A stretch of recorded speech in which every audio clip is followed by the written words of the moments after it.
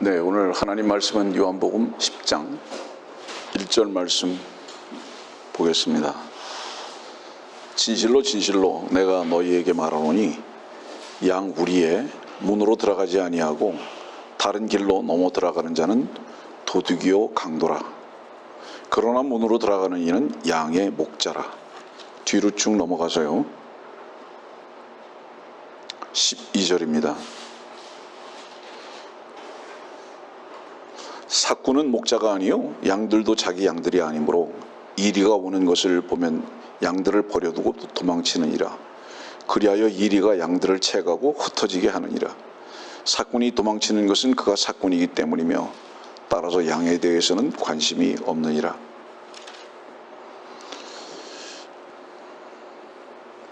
오늘 말씀을 증거하게 될 것은 설교라는 측면에서보다도 말씀을 공부하는 시간에 가까운 강론이 될 것입니다. 그동안 요한복음 10장에 대한 설교를 한 적이 있지만 오늘과 같이 몇 가지의 주제를 가지고 아마 동시에 다루게 되는 일은 처음이라고 생각합니다. 오늘 다루고자 하는 몇 가지 주제는 목자, 혹은 삭군, 혹은 도둑과 강도, 이런 부분들을 시간이 허락되는 만큼 다뤄나가는 그런 시간이 될 것입니다. 1절은 그렇게 시작하죠. 도둑과 강도는 다른 길로 넘어간다. 다른 길로 넘어간다. 많은 사람들이 요한복음 10장을 가지고 아마 설교를 하게 되는 경우가 많이 있을 겁니다. 그런데 지금까지 제가 들어봤던 요한복음 10장에 대한 도둑이나 강도 혹은 삭군에 대한 그런 설교들은 너무 자기 중심적인 설교들이었기 때문에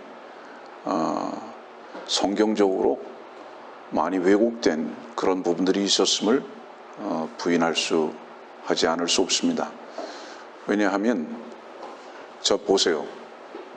장로교는 감리교를 강도라고 하고 감리교는 장로교를 도둑이라고 하고 천주교는 개신교를 강도라고 하고 신천지는 기성교회들을 도둑과 강도라고 하니까 도대체 어떤 놈이 까마귀인지 어떤 놈이 백로인지 알 수 없는 세상이 돼가지고 모두가 다 목소리만 크면 다 이기는 세상이 됐으니까 잘 모르겠습니다. 여기서 잘 모르겠다는 것은 그들의 정체를 모른다는 의미가 아니라 그들의 목소리가 그만큼 크다는 것을 의미하는 겁니다. 어떤 사람은 오늘도 말씀을 들으면서 이렇게 질문을 할지 모르겠어요. 그러면 너는 이렇게 저에게 질문할지 모르겠습니다. 너는 뭐냐? 이렇게 말씀하실지 모르겠어요. 질문을. 저는 이렇게 답변하겠습니다. 그런 질문을 저에게 하시는 분이라면 저는 그분께 어떤 답변도 하지 않을 것이라고. 왠지 아십니까? 이미 그 사람 속에 저를 향한 답을 가지고 있기 때문입니다. 그래서 뭐라고 말하든지 간에 그 사람은 도둑이라고 생각하고 있었으면 도둑이고 삭군이라고 생각하고 있으면 삭군이고 강도라고 생각하고 있었으면 강도였기 때문에 그래서 그 사람의 질문에 대해서는 답변하지 않겠습니다.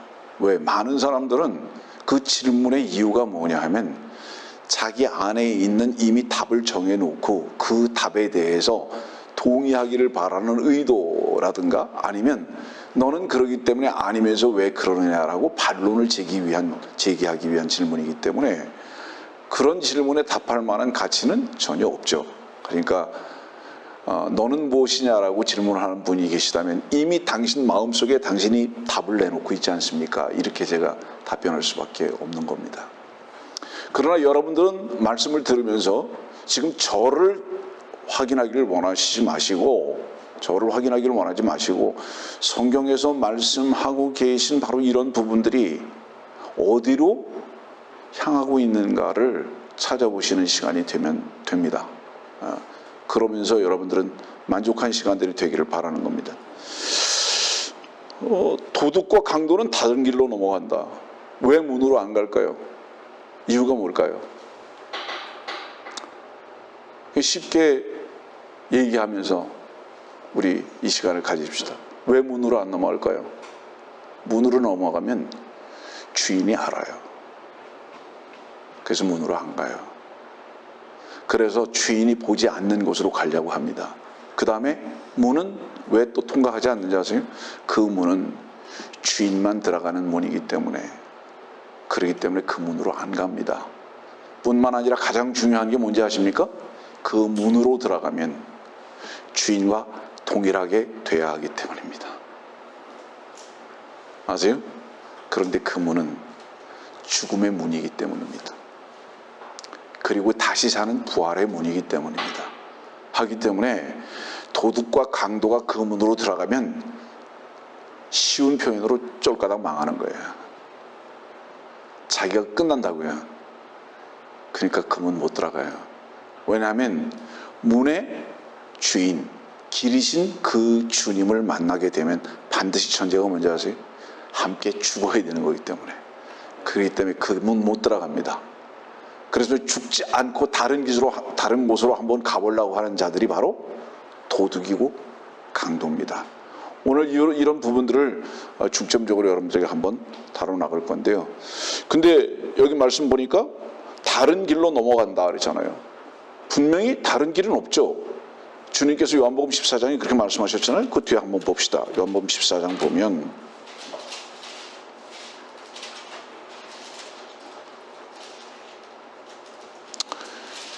6절이죠. 나는 길이요 진리요 생명이라. 나는 길이요.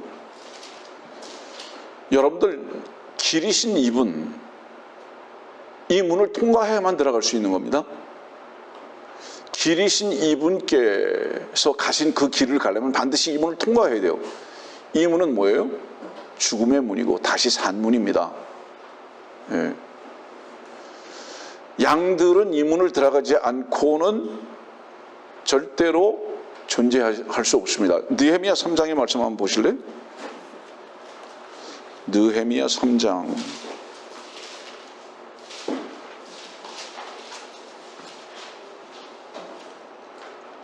느헤미야 3장 1절 말씀 보면 양문을 건축하였으며, 양문을 건축했어요 느헤미야 때.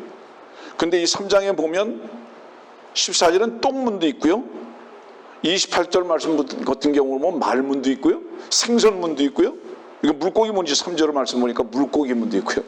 이렇게 문들을 계속 말씀하고 있는데, 양은 반드시 어떤 거예요? 이 문을 통과해야 되는 거예요. 이 문을 통과해야 되는데, 이 문을 통과하기 위해서는 반드시 어떤 일을 벌여야 하는지 아십니까 여러분들? 요한복음 그 앞에 봅시다.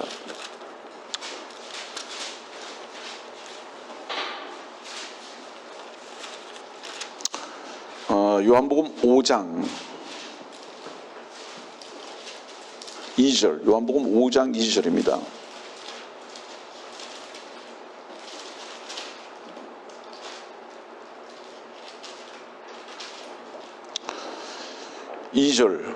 예루살렘에 있는 양시장 곁에 히브리어로 베데스다라고 하는 못이 있고 행각 5이 있더라. 자, 이 명절이 무슨 명절이죠? 유월절이죠. 그럼 이 유월절은 양을 잡는 겁니다. 근데 여기 보니까 예루살렘에 있는 양시장 곁에 그랬어요. 옛날 성경에는 이것을 양문 곁에 이렇게 번역해 놨습니다. 근데 여러분들이 영어 성경을 보면 양문이라고 그러질 않고 마켓이라고 그랬어요. 게이트라고 그러지 않고 마켓이라고 그랬거든요. 그러면 이 마켓과 이 게이트는 붙어 있습니다. 그래서 이 양문을 들어가려면, 느헤미야 3장에 있는 양문을 들어가려면 반드시 양시장에서 팔려야 돼요. 그리고 이 양문으로 들어가는 겁니다. 이유가 뭐죠? 태워지려고, 죽어지려고. 그래서 이제 들어가는 거예요. 이것은 무엇을 의미하느냐 하면, 양무리 밖에 있었던 양은 그 양무리로 들어가기 위해서 반드시 어떻게 되는 거예요? 죽어야 되는 겁니다.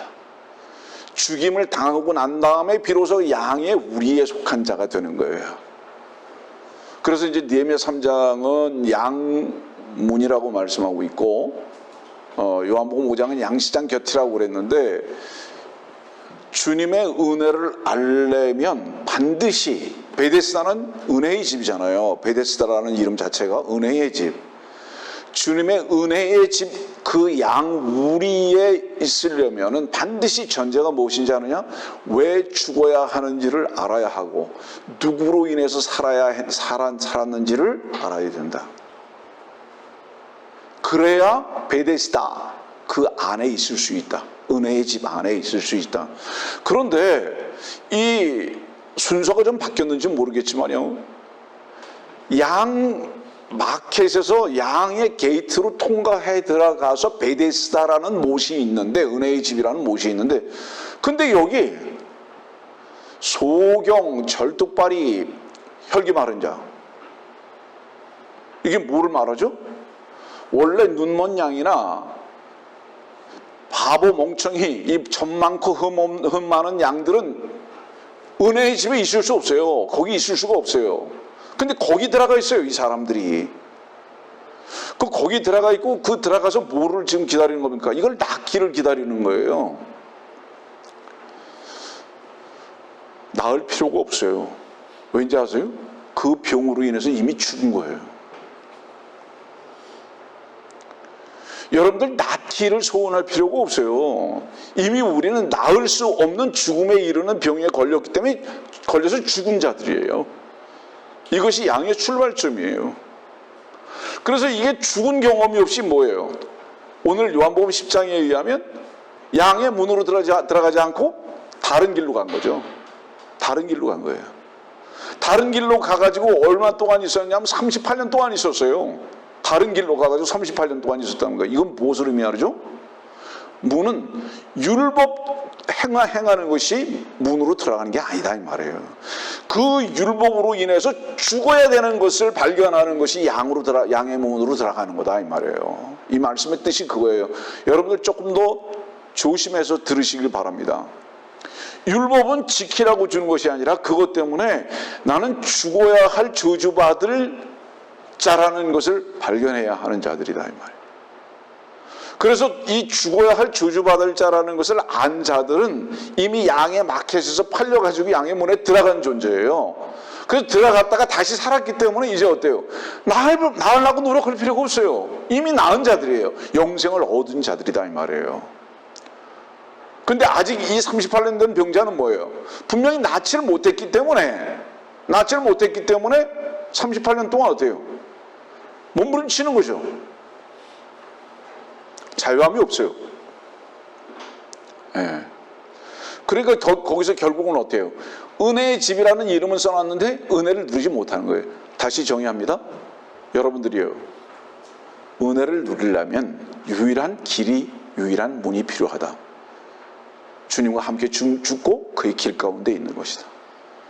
이게 은혜를 얻는 것이다. 혹여 이렇게 물어보는 사람들이 또 있을 수 있겠습니다. 다시 여러분들에게도 내가 이렇게 말하는 거예요. 목사가 된지, 주의 종으로서 쓰임을 받은지, 청지기로 사용함을 받은지 벌써 얼마입니까? 92년도부터니까 약 30년이 됐죠? 28년 됐습니다. 저는 지금 이 위치에 그나마 설 수 있었던 것은 100% 주님의 은혜다. 저는 솔직히 고백하건대 목표는 목자가 되는 것이 목표였지만 저의 기질이나 저의 죄성이 목자에 절대적으로 부족한 자입니다. 저는 사꾼의 위치에 있을 수밖에 없고, 도둑의 위치에 있을 수밖에 없고, 강도의 위치에 있을 수밖에 없었던 지난 날들이다. 그럼에도 불구하고 지금 그래도 이 자리에 있게 하시는 것은 주님의 절대적인 은혜 때문이지 나의 어떤 충성이나 나의 어떤 열정 때문은 결코 아니다.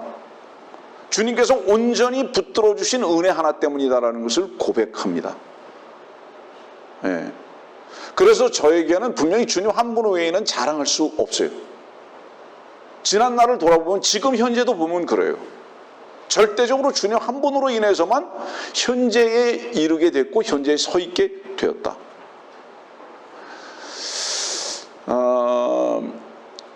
주님의 은혜를 알려면, 다시 말합니다, 주님의 은혜를 알려면 반드시 전제적으로요, 우리를 알아야 합니다. 우리 자신을 알아야 돼요. 우리 자신을 모르는 자는 절대로 주님의 은혜를 모릅니다. 그리고 오늘 여러분들에게 말씀을 전하면서 늘 제가 여러분들에게 한 가지 경계하고 싶은 것은 무엇이냐면, 새로운 것을 배우는 시간이 아니라 이것은 이거였구나라는 새로운 것을 인지하는 시간이 아니라 참된 새로움에 여러분들 자신이 하나 되는 시간이 되기를 원하는 겁니다. 다시 말하면 여러분들의 생각과 여러분들의 지적 어떤 의식이 몰랐던 것을 발견하는 시간이 아니라 실제적으로 그 새로움에 하나 되는 시간이 되기를 원하는 거다, 이 말이에요. 너무나 많은 사람들이 교리와 지식을 공부함으로써 새로운 것을 배웠다는 것에 만족을 하려고 하지만 그것은 마귀가 새로운 거짓으로 여러분들을 끌고 가는 겁니다. 거긴 종착역이 아니에요. 그것은 늘 말하지만은 참된 보물이 어디 있는가를 가르쳐주는 보물지도지 보물 자체가 아니라는 것을 항상 잊지 마십시오. 여러분들이 새로운 지식과 교리를 배우는 목적은 잊어버렸던 보물지도나 혹은 흐릿했던 보물지도를 다시 정리하는 의미는 있지만 보물을 찾은 것은 아니다.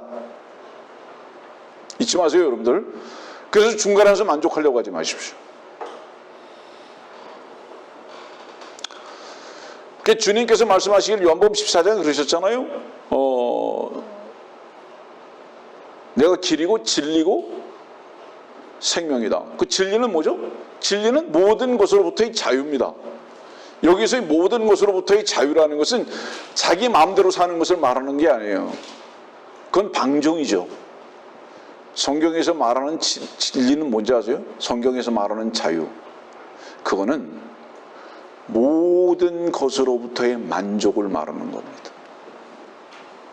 방종을 말하는 게 아니에요. 내 마음대로 사는 것을 말하는 것이 아니라 모든 것을 다스릴 줄도 알고 모든 것에 만족할 줄 아는 것을 자유라고 하는 거지, 나의 육신적인 어떤 마음대로 요구하는 대로 막 살 수 있는 그것을 말하는 게 절대로 아니다.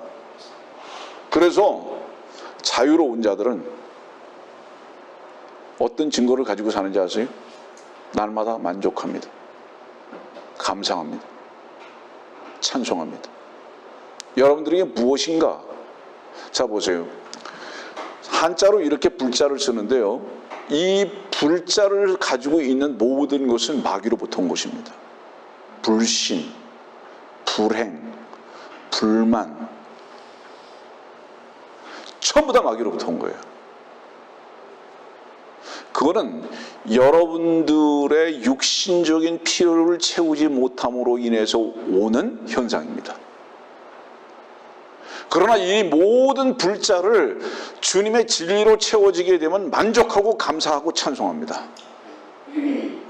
난 여러분들이 그 위치로 옮겨지길 바라는데, 그 위치로 옮겨지려면 어떻게 해야 하는지 아세요? 여러분들 안에서 밖에서 있는 그 모든 불이라는 바로 이 단어를 죄로 여기고 십자가에 부인하는 것으로 가지고 나가야 합니다. 그것을 해결하기 위해서 밖에서 어떤 현상을 만들어 나가지 아니하고 그것 자체가, 그 요구 필요 자체가 죄라는 것을 알고 십자가로 가지고 나가라, 이 말이에요. 그랬을 때 이것은 죽어야 할 것이구나, 이거는 저주구나라는 것을 여러분들이 인정했을 때 주님으로부터 자유를 얻을 것이고 진리 안에서 만족과 감사가 뭔지를 누려갈 것이다. 이게 우리들의 소망 아니겠습니까, 여러분들? 자, 중간 점검합니다. 도둑, 강도 다 무엇을 말하는지 아세요?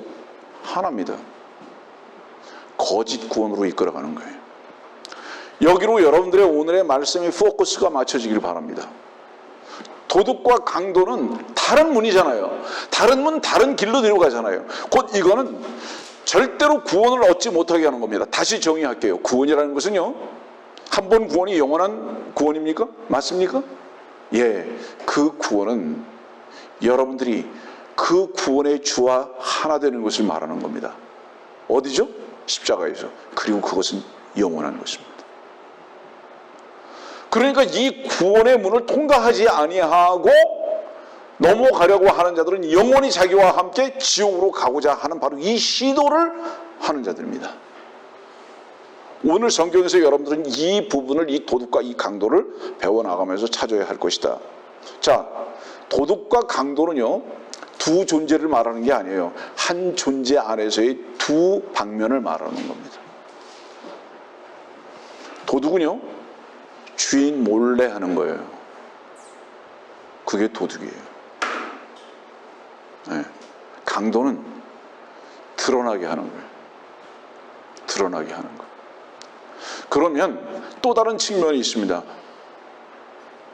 예를 들어서요, 하나는 하나의 전통과 교리로 만들어가는 것을 강도라고 합니다. 이게 뭔지 아세요? 천주교예요. 천주교의 전통과 교리.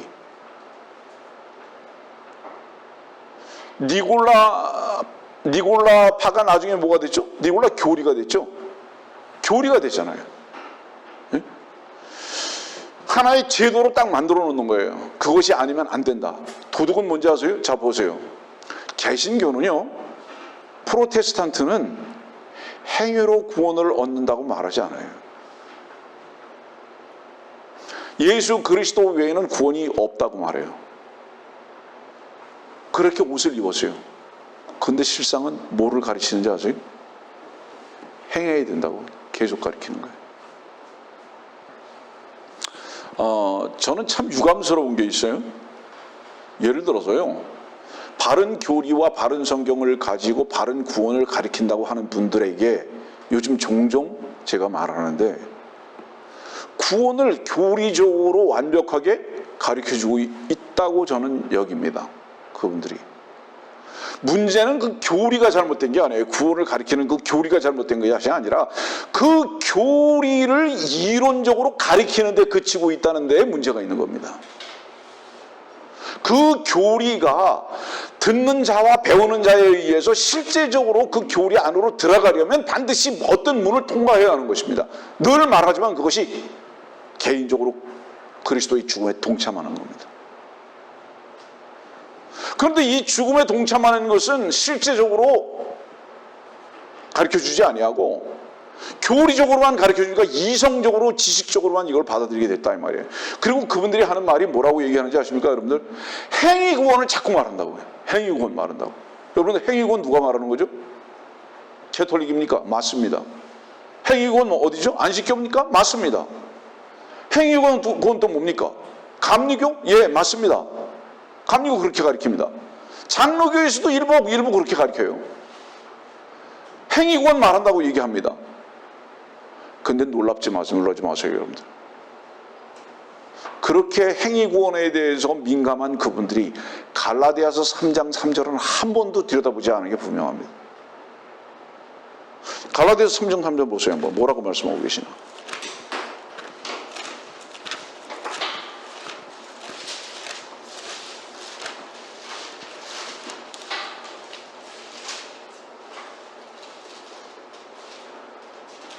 갈라디아서 3장 1절과 3절 보겠습니다. 오 어리석은 갈라디아 사람들아. 여러분들 이 말씀을 제가 예전에 공부를 할 때 가르쳐 드린 적이 있는데, 이 말씀의 원문에 의하면, 이건 뭐 원문이라고 그래서 이상하게 생각하지 마십시오. 여러분들 헬라어나 히브리어 쪽에서 이것을 어떻게 번역할 수 있냐면, 어리석은 갈라디아 사람들이 아니라 이 멍청한 갈라디아 놈들아, 이렇게 한 거예요. 이 멍청한 놈들아 이 말이에요. 3절 말씀 보니까 너희가 그렇게 어리석으냐? 이 멍청하고 어리석은 놈들아, 너희가 그렇게 어리석으냐? 성령 안에서 시작하였다가 이제는 육체로 온전해지려 하느냐? 이미 너희가 온전해졌는데, 이제 성령으로 시작했는데, 너희가 성령으로 시작했는데 구원받고 거듭났냐? 무엇으로? 율법의 행위로? 행위로? 아니잖아. 믿음으로. 로마서 10장 10절의 말씀에 따라서 그것을, 로마서 10장 10절을 배우거나 가르쳐줘서가 아니라 고백해서, 그렇잖아요. 그래서 구원을 받았는데, 그 성령께서 그 고백을 우리들 가운데 주셨는데, 그랬는데 이제는 육체로 온전해지려 하느냐? 이게 무슨 뜻이에요? 몸의 열정을 가지고 너의 어떤 그 육신적인 어떤 그 각오나 다짐이나 이런 걸 가지고 온전해지라고 하느냐?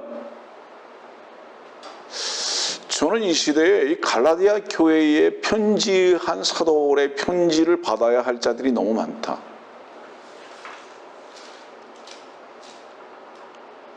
여러분들 한번 구원 얻고 세상에서 삶 가운데에서 구원을 이루면서 살기를 원하시는 분들, 여러분들의 피를 쓰지 마십시오. 그때도 성령의 도움을 요구하십시오.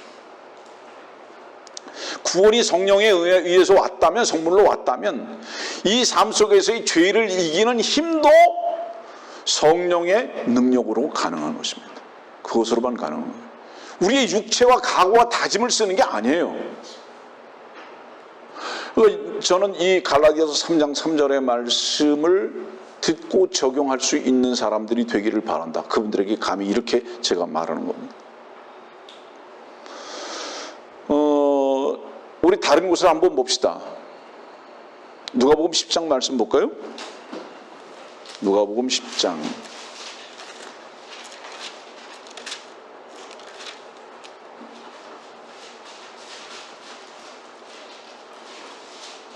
30절 말씀입니다. 예수께서 대답하여 말씀하시기를 어떤 사람이 예루살렘에서 여리코로 내려가다가 강도들을 만났는데 그들이 그의 옷을 벗기고 상처를 입히고 반쯤 죽은 채로 버려두고 갔더라. 그때 어떤 제사장이 우연히 그 길을 가다가 그를 보았으나 다른 편으로 지나갔으며 또 마찬가지로 한 레위인도 그곳에 있다가 다가가서 그를 보고 다른 편으로 지나가더라. 그러나 여행하던 어떤 사마리아인이 그에게 와서 그를 보고 가엾게 여겨. 자, 지금 누구에게 주님께서 말씀하고 계시죠?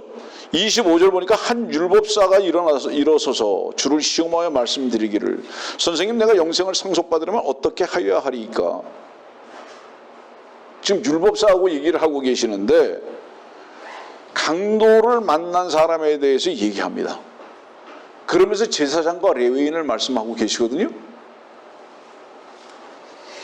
오늘은 공부의 방향에서 말씀을 전하고 있다고 여러분들에게 말씀을 전했기 때문에 다른 지금까지 전했던 말씀 말고 다른 부분에서 여러분들을 좀 이끌어가면서 소개하는 겁니다.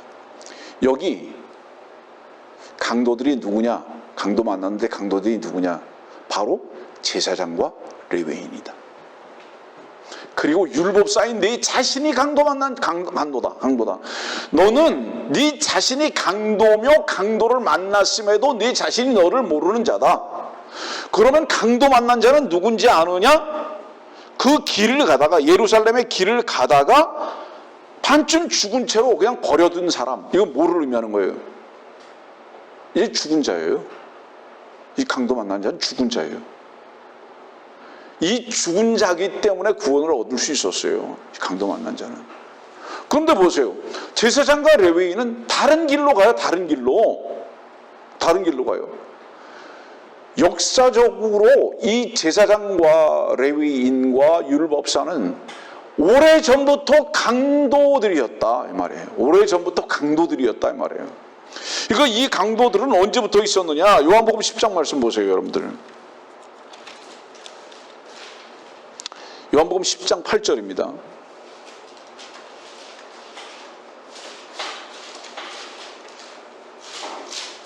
요한복음 10장 8절. 내 앞에 온 자는 다 도둑이요 강도들이라. 내 앞에 온 자는 다 도둑이요 강도들이라. 그 주님 앞에 온 자들이 다 도둑이요 강도래요. 그럼 여기서 내 앞에 왔다는 것은 이 내는 뭐를 말할까요, 여러분들? 인자로 양으로 오신 주님을 말씀하고 계시는 거예요. 그분께서 인자로 오신 이유가 뭐죠, 여러분들? 그분께서 인자로 오신 것은 죽기 위해서, 한 마리의 양이 되기 위해서 오신 거예요. 그 전에 무엇이 있었습니까? 전부 다 율법주의자들인 거예요. 이들이 다 도둑이고 강도다 이 말이에요. 그럼 이 도둑이요 이 강도는 족보가 어떻게 됐는지를 아느냐 이 말이죠. 그 족보가 창세기 3장으로 거슬려 올라간다 이 말이에요. 좀 이따 이제 나중에 좀 더 구체적으로 설명을 할게요. 다 그들이 도둑이고 강도다 이 말이에요. 사람들은요, 도둑과 강도에 속하길 다 원합니다. 그리고 그들의 말을 청종합니다. 이유가 뭔지 아세요? 양이 돼본 적이 없기 때문에. 여러분들이 양으로 구원받고 거듭나서 참 양이신 예수 그리스도와 하나 된 것을 어떻게 입증받을 수 있는지 아세요? 양은 목자의 음성을 합니다. 그 목자는 어떤 목자인지 아십니까? 양입니다. 자, 놓치지 마세요. 그 목자는 양이기 때문에 양은 그 양과 목자의 음성을 아는 것입니다. 왜? 이미 문에서 하나 됐잖아요. 그리고 그 무리 안에 들어왔잖아요. 그러니까 다른 음성을 들을 수 없어요. 그런 양들은 보세요. 율법주의자적인 행위의 이끌음에 대해서 본능적으로 저것은 저주와 나를 종으로 묶는 것이라는 것을 압니다. 그런데도 불구하고 우리의 육신은 때로는 어때요? 속습니다. 그런 말에, 음성에 속아요.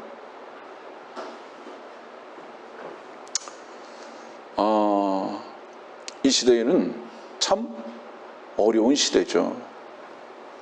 주님의 은혜가 아니면 절대로 양도, 이리도, 까마귀도, 백로도 구분할 수 없는 시대입니다. 전부 다 뭐예요? 성형했기 때문에. 그리고 전부 다 뭐죠? 파운데이션을 다 발랐기 때문에.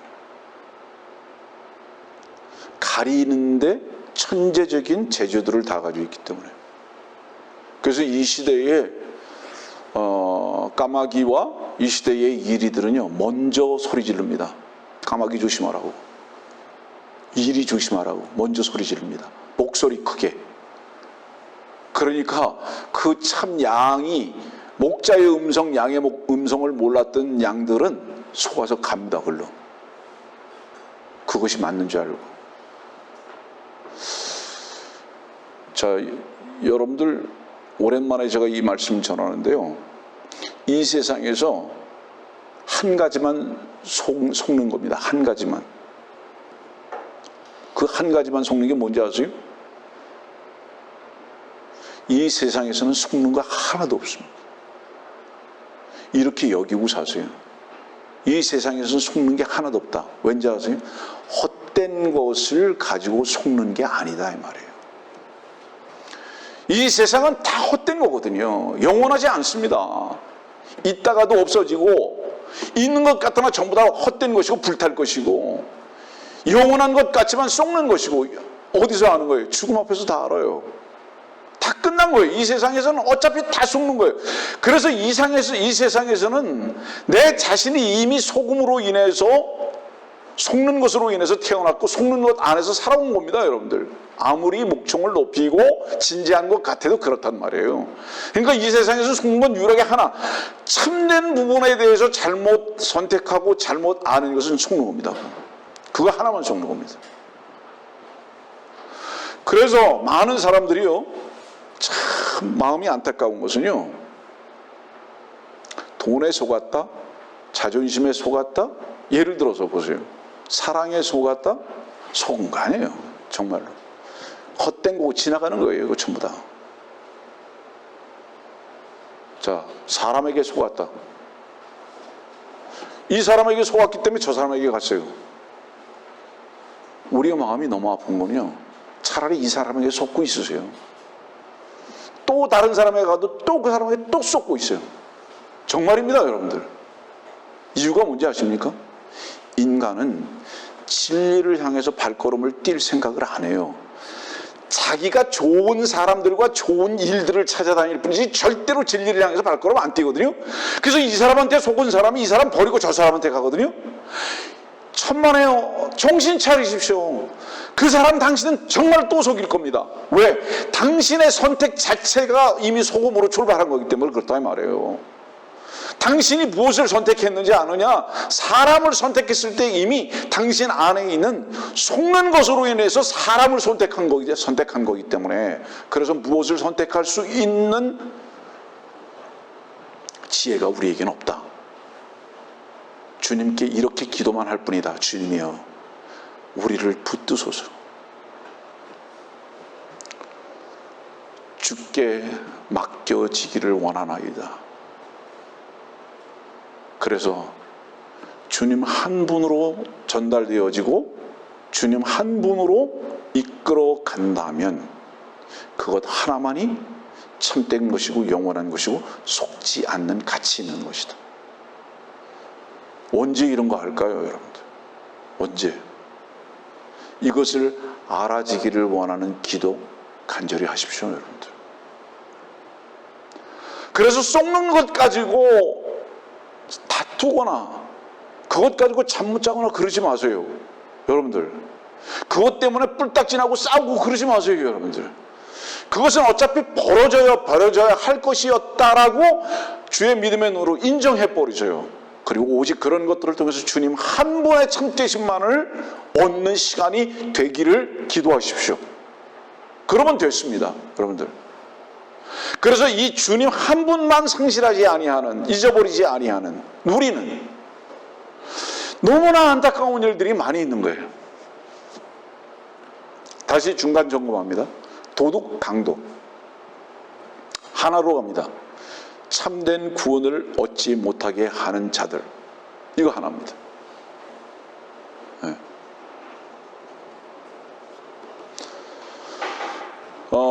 조금 아까 우리 누가복음 10장을 봤는데요, 강도는 뭐냐, 그러니까 처음에 강도는 뱀이었어요. 그 뱀이 어땠죠? 생명을 해했잖아요. 아담과 이브를 죽여버렸잖아요. 끝나게 해버렸잖아요. 강도죠. 응?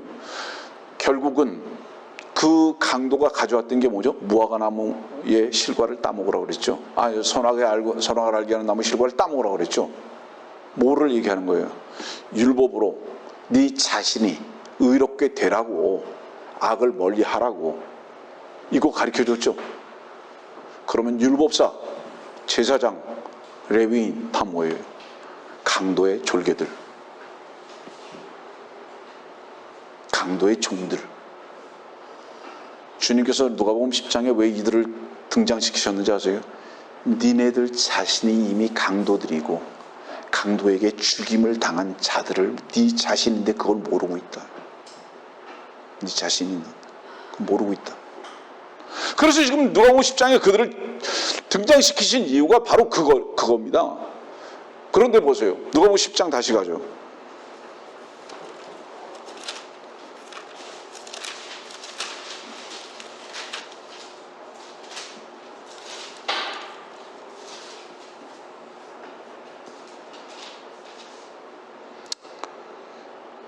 (33절입니다) 그러나 여행하던 어떤 사마리아인이 그에게 와서 그를 보고 가엾게 여겨. 여러분들 여기 선한 사마리인이라고 나왔습니까? 아니면 어떤 사마리인이라고 나왔습니까? 이 선한 사마리인이라고 나오지 않고 어떤 사마리인이라고 나왔어요. 주님께서는요, 이 땅에 계시는 동안에요, 선하지 않으셨어요. 사람들의 평가에 의해서 그냥 주님은 왔다가 지나가는 분이었어요. 네? 그냥 왔다가 지나가는 분이었어요. 근데 그분은 사마리아인이었어요. 그래서 이 사마리아인을 사람들은 뭐라고 이제 호칭하게 됐습니까? 선한 사마리아인, 이렇게 호칭을 했습니다. 그런데 보세요. 성경에는 뭐라고 말씀하시죠? 성경에는 이 말씀에 대해서 누가복음 18장 말씀 다시 한번 보겠습니다.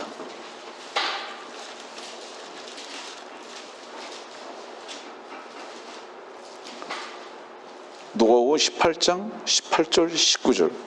어떤 관원이 주께 물어 말씀드리기를, 선한 선생님, 내가 영생을 상속받으려면 어떻게 하여야 하리이까? 라고 하니 예수께서 그에게 말씀하시기를, 어찌하여 네가 나를 선하다고 하느냐? 하나님 한 분 외에는 선한 이가 없느니라. 지금 이 시대에 많은 사람들이 선생님이라는 호칭 되게 좋아합니다. 대통령보다도 선생님이라는 호칭을 더 좋아하는 사람들도 있어요.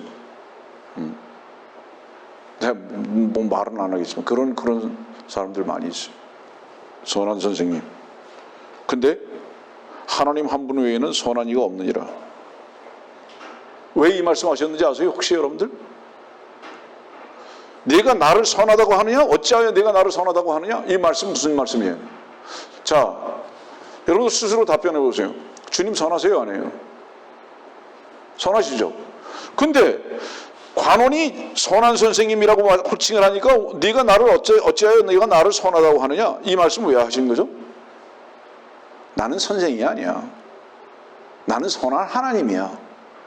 근데 네가 나를 선한 선생님이라고 하니까 너 어찌해 나한테 그렇게 질문하고 있냐? 나는 선한 선생님 아니야. 나는 선한 하나님이야. 지금 이 말씀이에요. 여러분들. 그 선하신 분은 하나님 한 분뿐이신데 네가 하나님이 나를 모르고 있다 이 말이에요. 선생으로만 알고 있다 이 말이에요. 어찌해 네가 나를 그렇게 말하느냐? 놀라운 반전이죠. 네. 그 우리 요한복음에 또 다른 것을 봅시다. 뭐라고 말씀하시나? 요한복음 10장 11절. 나는 선한 목자라. 선한 목자는 양들을 위하여 자기 생명을 내어놓으나. 선한 목자.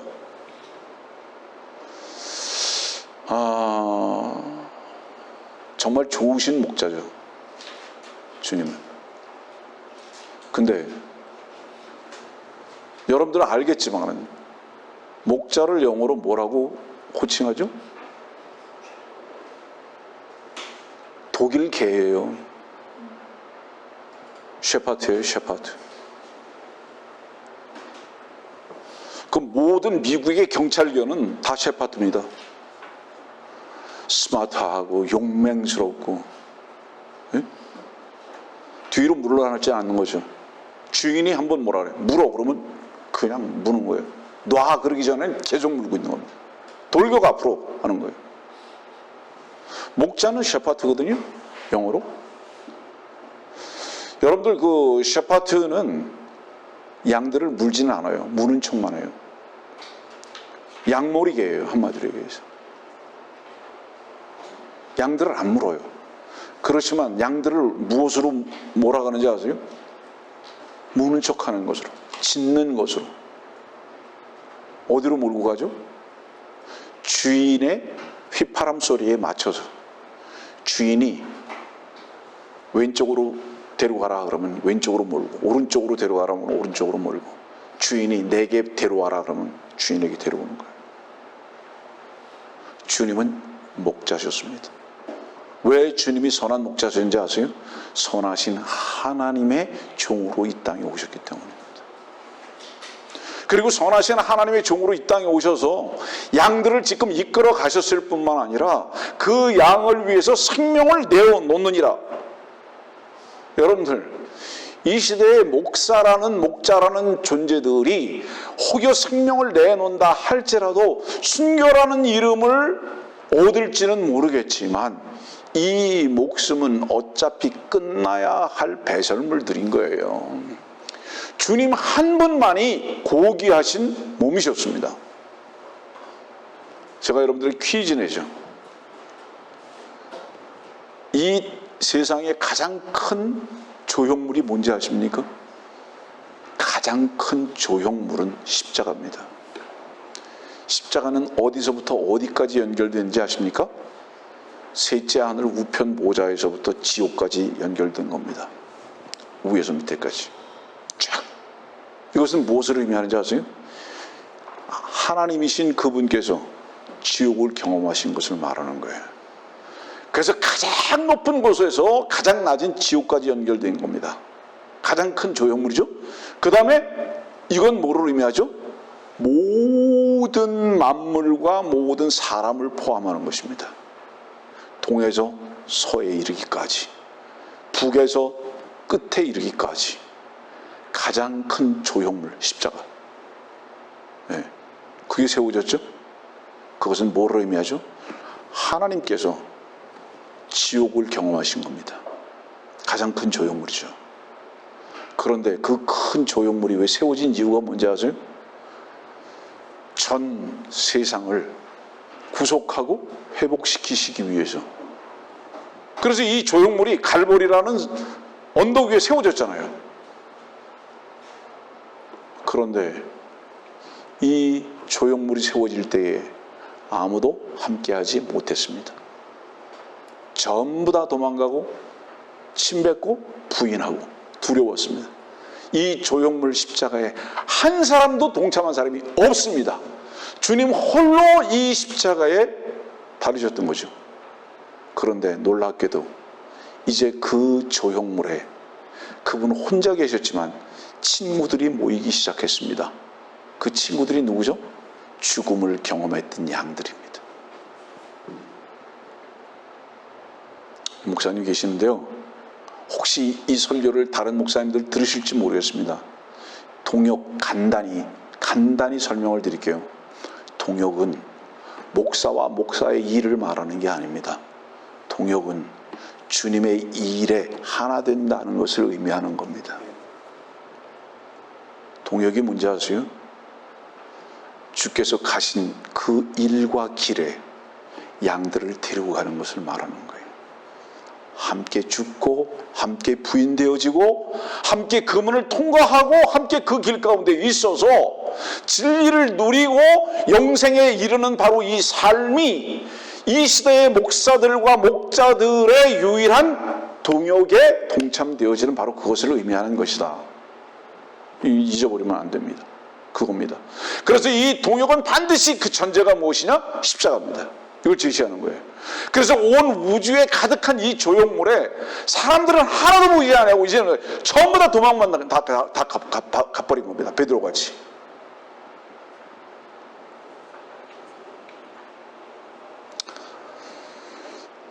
진리를 말하면 사람들이 올 것 같습니까? 어떻습니까? 성경으로 한번 돌아가 보죠. 요한복음 8장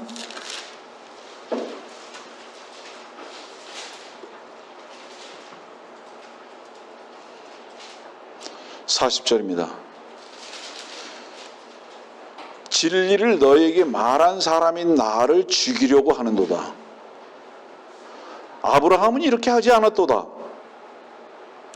45절 내가 진리를 말함으로 너희가 나를 믿지 아니하는도다. 왜? 너희 아비가 거짓말쟁이고 또 거짓말의 아비가 너희 아버지이기 때문에 그 진리를 믿지 않는다. 이거 뭐죠? 너희 아버지를 따라가는 게 네가 거짓말을 믿고 따라가는 것은 네 아버지이기 때문에 따라간다 이 말이에요. 네 아버지이기 때문에 따라간다. 구원받고 거듭났습니까? 진리를 들을 줄 알고 진리를 따를 줄 압니다. 들을 줄 몰라요. 오히려 어때요? 진리를 말함으로 죽이려고 합니다. 그런데 사람들이 진리를 찾는다고요? 사람들이 진리를 찾는다고요? 자, 최소한 2000년 전보다 지금 더 악해졌습니다. 얼마나 악해졌을까요? 비교할 수 없을 만큼 악해졌죠, 지금은. 그런데 지금 이 시대에 진리를 찾는 자들을 볼 수 있다고요? 주님의 은혜가 아니면 불가능합니다. 그래서 모든 것은 선물입니다. 그리고 모든 것은 은혜입니다. 에베소는 뭐라고 말씀하고 계시죠?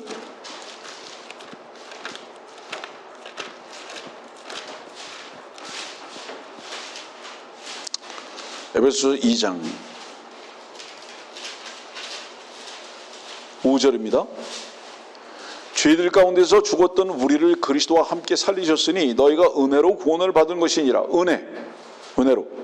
8절 너희가 믿음으로 말미암아 은혜로 구원을 받았으니 이것은 너희에게서 난 것이 아니요 하나님의 선물이라. 행위에서 난 것이 아니냐 아무도 자랑하지 못하게 하려 하심이라. 여러분들 여기서 자랑했다는 것은 무엇을 나타내는지 아세요? 여러분들 나는 내가 구원 받았어 이것을 말하는 것만을 말하는 게 아니에요. 이것을 말하는 것이 아니에요. 항상 높은 자리에 위에 앉아서 다른 사람들을 비판하고 판단하고 하는 바로 이것을 말하는 거예요. 항상 자기가 판사의 위치에 있는 겁니다, 여러분들.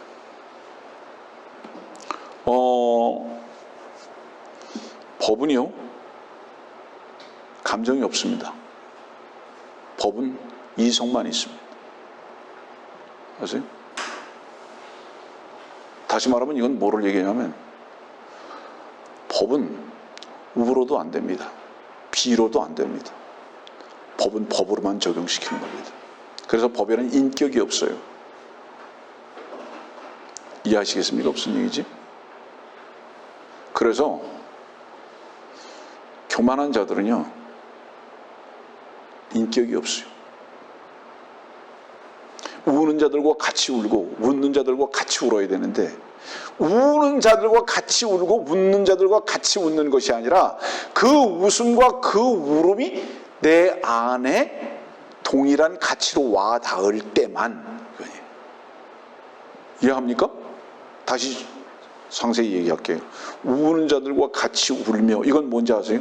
내 안에서 동의가 안 되더라도 그의 위치에서 함께 그 가치를 공유할 수 있는 섬김과 온유를 전제로 한 겁니다.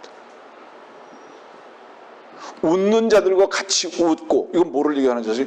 나의 기쁨과 즐거움은 아니라 할지라도, 나에게는 혹시 그것이 아픔이라 할지라도 그를 바라보면서 그가 기뻐하고 즐거워할 수 있는 것이라면 주님 안에서 그것이 함께 즐거워할 수 있는 그것을 말함인데, 지금 웃고 웃는 것조차도 못해 자기 중심적으로만 받아들이고 행동하고 결정한다. 그런 자들이 진리를 안다고요? 전혀.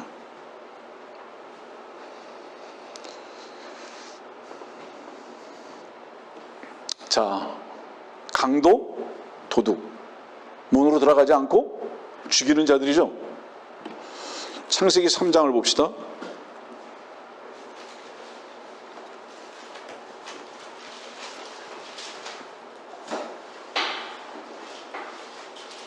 창세기 3장 4절.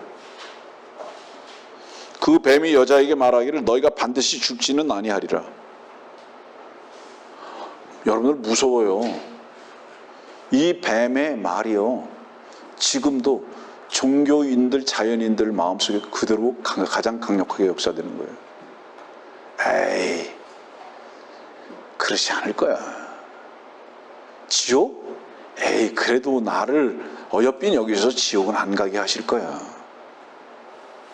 저는 제 주변에서도 놀라운 말들을 들어요.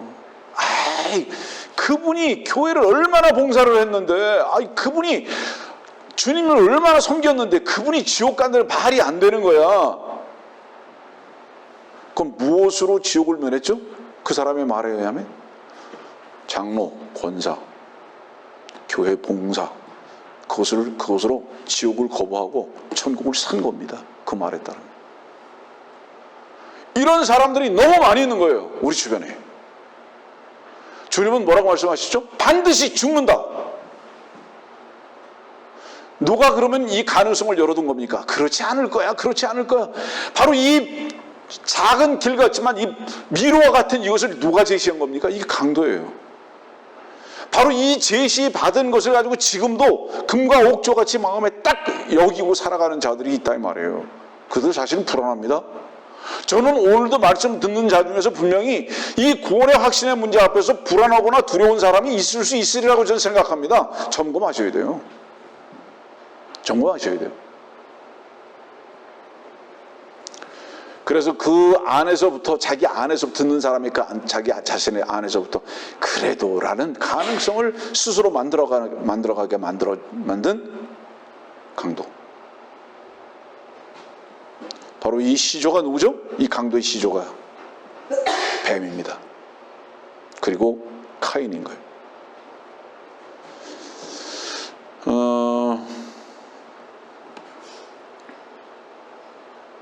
말씀을 좀 정리해 나가겠습니다. 요한복음 10장 16절.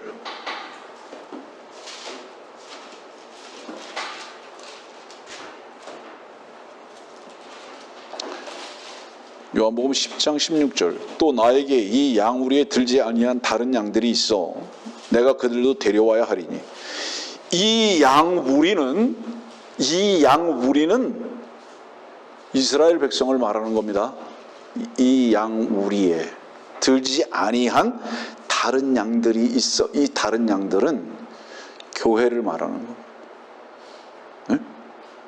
이방인들, 그들도 데려와야 하리니 그들도 나의 음성을 듣게 되리라. 이 둘이 모아져서 한 양떼에 한 목자만 있으리라. 이스라엘도 구원 얻으면, 이방인도 구원 얻으면 목자는 한 분입니다. 주님 한 분이세요. 그 다른 곳으로 한번 가보겠습니다. 11점, 요한복음 11장 52절입니다. 51절과 52절. 이것은 그가 스스로 말한 것이 아니라 그 해의 대제사장으로서 예수께서 그 민족을 위하여 죽으실 것을 예언한 것이라. 그 민족은 유대 민족입니다. 그 민족뿐만 아니라 멀리 흩어진 하나님의 자녀들을 하나로 함께 모으려 함이었더라. 바로 이 말씀이 지금 요한복음 10장에 양우리의 나에게 이 양우리와 그 들지 아니한 다른 양들을 말씀하고 계신 겁니다. 그게 유대 민족들과 이방인들을 가리키는 거예요. 그 여러분들은 그리스도 안에서 하나가 됐죠? 네. 이제는 우리는 유대인과 이방인이 없습니다. 그리스도 안에서는 우리가 하나가 된 것을 이렇게 좀 말씀하고 계신 거고요.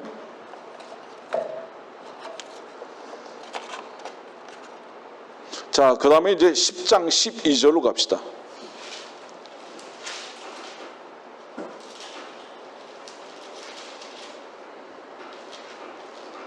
아마 어쩌면 제일 관심이 많은 부분일 수도 있겠어요. 삭구는 목자가 아니에요. 양들도 자기 양들이 아니므로 이리가 오는 것을 보면 양들을 버려두고 도망치느니라. 그리하여 이리가 양들을 채가고 흩어지게 하느니라. 삭군이 도망치는 것은 그가 삭군이기 때문이며 따라서 양에 대해서는 관심이 없느니라. 자, 이 삭군에 대한 말씀을 하시다가 결론이 뭔지 아세요? 양에 대해서는 관심이 없는 자. 이게 삭군이다. 양에 대해서는 관심이 없는 자. 이게 삭군이다. 그러면 그 양에 대해서 관심이 없고 뭐에 대해서 관심이 있는지 아세요? 그 양으로 인해서 얻어지는 것만 관심이 있는 겁니다. 그 양에 대해서 관심이 있는 것이 아니라 그 양으로 인해서 얻어지는 것만 관심이 있는 거예요. 그게 삭군입니다. 그래서 삭군의 특징은 뭔지 아세요? 몇 마리인가를 늘 헤아립니다. 몇 마리인가? 몇 명인가? 그 다음에 또 뭔지 아세요? 누가 돈 많은가? 계속 그것만 거죠. 만일에 양이 아프면 뭐가 걱정이 되는지 아십니까? 예배당 못 나올까 봐 걱정되는 거예요. 마리수 줄어드니까. 그거는 삭군입니다. 그리고 여기서 도망하느니라는 것은 뭐를 말하는지 아세요? 예배당 떠나는 걸 말하는 게 아니에요. 관심이 없느니라. 양들이 영적으로 어떻든지 성경을 알든지 주님을 섬기든지 관심이 없어요. 예배당만 잘 나오면 돼요. 이유가 뭐죠? 헌금함에 돈만 넣으면 되니까. 다른 관심 없어요. 말씀을 들으시는 분들이 양심적으로 자기 자신을 점검해 볼 수 있었으면 좋겠다. 나는 정말 그런 거야. 여기서 양들에 대해서 거꾸로 관심이 있는 사람은 어떤지 아세요? 그 양의 연약함 때문에 밤잠도 못 자고요. 같이 울기도 하고 같이 슬퍼하기도 하는 것입니다. 우리 창세기 31장 한번 보세요.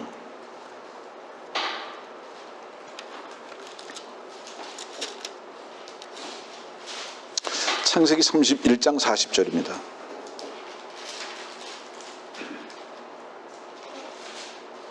창세기 31장 40절. 이와 같이 나는 낮에는 갈증으로 밤에는 서리로 지쳤으며 눈붙일 겨를도 없었나이다. 자, 지금 여기 육신적인 관점에서 이 말씀을 사실은 말씀을 하고 있지만 왜 여기 낮에는 갈증으로 밤에는 서리로 눈붙일 겨를도 없었을까요? 이유가 뭘까요? 이유가 무엇일까요? 하나입니다. 양을 떠날 수 없기 때문입니다. 양에게만 온전한 관심이 있기 때문에 자기 필요를 찾을 수가 없었다, 이것을 말하는 겁니다. 네? 자기 필요를 찾을 수 없었다. 누가복음 2장에도 한번 보세요. 이 부분을 뭐라고 말씀하고 계신가?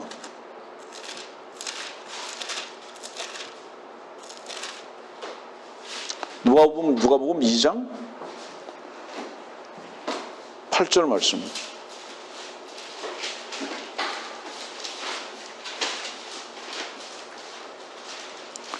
누가복음 2장 8절. 그때 그 고을에 목자들이 있었는데 들에서 묵으면서 밤에 양떼를 지키더라.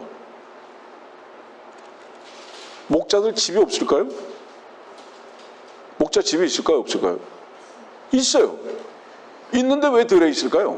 양들을 떠날 수 없기 때문에. 양이 들에 있는 동안에는 나도 들에 있는 거예요. 양이 집으로 들어오면 나도 비로소 그때 집으로 들어오는 거예요. 목자는 양을 떠날 수 없기 때문에. 이것은 무엇을 의미하느냐? 물리적인 관점에서의 하나됨을 말하는 것이 아니라 양의 모든 문제, 곧 자기의 문제다. 양이 목자를 쳐봤습니까? 그 양을 못 빼는 게 아니에요. 양이 목자를 쳐받았을 때 그 양의 불복종과 그 양의 완악함이 나로 인한 것이다라고 스스로 바로 그 완악함 속에서 함께 그 완악함 때문에 기도하고 잠 못 잘 수 있는 것. 양이 목자를 향해서 발로 쳤다고 그래서 그 양을 같이 주먹으로 치는 게 아니라 발로 맞는 한이 있더라도 그 발 뒤꿈치에 서서 무릎을 꿇고 기도할 수 있는 것. 이게 목자다. 그의 연약함을, 양의 연약함을 나의 연약함으로 여기는 것이다. 그러면 뭐예요? 여러분들 보세요. 목자는 교리와 지식이 아니에요. 목자에게 필요한 것은 온유와 사랑이다. 거기밖에 없다. 그러나 오해하지 마세요. 이것을 인간적인 관점에서 그 단어를 쓰려고 하지 마십시오. 인간적인 면에서 사랑한다는 것이 무엇을 덮고 보살펴주는, 이렇게 만져주는 이것을 말하는 것이 아니고, 너도 죽어야 하고 나도 죽어야 하는 존재구나라는 것을 날마다 그에게 가르칠 뿐만 아니라 내 자신도 또한 그런 속에서 내 자신의 기질을 발견하고 함께 죽어야 할 것을 날마다 발견하고 인정해 나가는 것이다. 이게 사랑이다, 이 말이에요.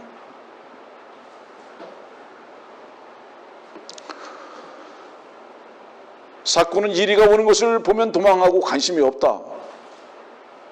이리가 뭐죠? 이 말씀 보고 마치겠습니다. 마태복음 7장.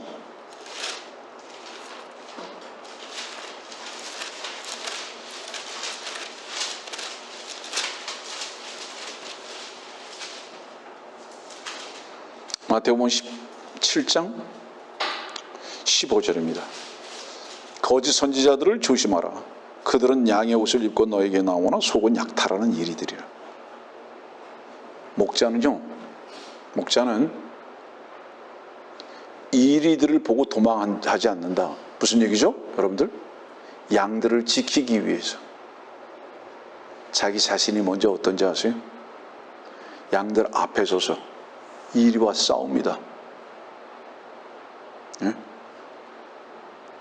양들이 자기 뒤에 숨기를 원하는 겁니다. 이 말씀의 뜻이 무엇을 의미하는가? 양들에게 너희들 무화과나무 잎으로 옷을 입어, 양의 옷을 입어, 이렇게 가르쳐주는 게 아니에요. 너희는 양이라는 것을 잊지 마라.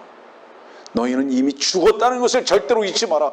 그분을 통과해서 이미 주님으로부터 팔린 것을 절대로 잊지 마라. 그 길에 있는 것을 절대로 잊지 마라. 주님께서 너희들을 어디로 이끌어 가시는지를 절대로 잊지 말아라. 주께서 너희와 함께 하심을 절대로 잊지 말아라. 시편 23편. 주는 나의 목자시니 내게 부족함이 없으리로다. 사망의 음침한 골짜기를 지날지라도, 사망의 음침한 그림자의 골짜기를 지날지라도 절대로 두려워할 필요가 없다. 왜? 주께서 함께 하시기 때문에. 무엇을 의미하는 건지 아세요? 너의 선함을 개발하면서 살지 마라. 그거는 저 앞에 지금 양의 옷을 입은 짐 이리를 카피하는 것이다.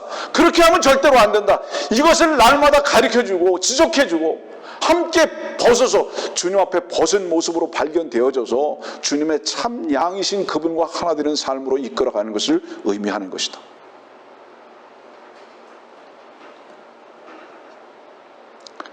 여러분들, 사꾼 목자는 비굴합니다. 관심은 하나밖에 없어요. 뭐가 관심이죠? 사꾼 목자들에게 이렇게 지적하면서 오늘의 말씀을 마칩니다. 당신이 왜 목사가 되었고 당신 교회에 관심을 갖고 있는가? 에베소서 4장에 있는 말씀 보겠습니다.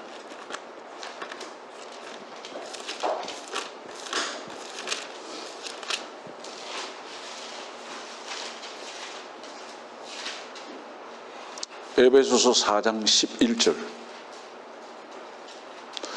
어떤 사람들은 복음 전도자로, 어떤 사람들은 목사와 교사로 주셨으니. 이 말씀은요, 고린도 교회에 편지하신 은사를 말하는 것이 아니라, 고린도 교회는 은사를 말하고 있고요, 에베소서 4장은 그 은사를 쓰는 사람을 말하는 겁니다. 다른 거예요. 하나는 은사를 말하고 있고, 고린도서에 있는 말씀은 이것은 그 은사를 말하는 것이 아니라 하나님께서 그 은사를 가진 자를 어떻게 쓰시는가에 대한 문제를 말씀하고 있는, 사람을 말하고 있는 거예요. 그 여기 말씀 보니까 목사와 교사를 말씀하십니다. 복음 전도자. 지금 이 시대의 목사는요,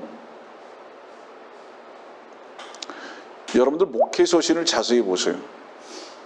목회서신서에 보면은 디모데 전후서, 디도서, 예를 들어서 목사라는 단어가 나옵니까? 안 나옵니까? 목사 안 나와요. 에베소서 4장에 나오고 있거든요, 목사는.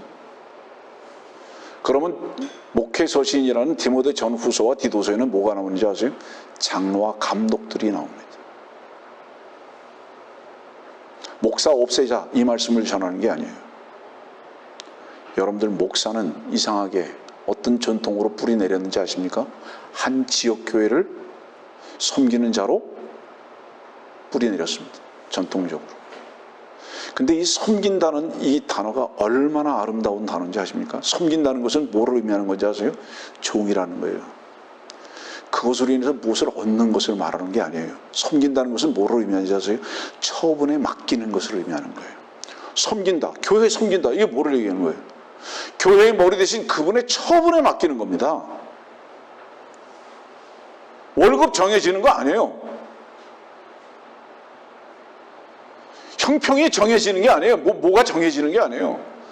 머리 대신 주님께서 굶게 하시면 굶는 거예요. 이게 섬기는 자의 자세인 거예요. 자기 권리 주장을 하지 않는 거예요. 이게 섬기는 거예요. 처분에 맡기는 거예요. 사꾼이 왜 사꾼이 됐는지 아십니까?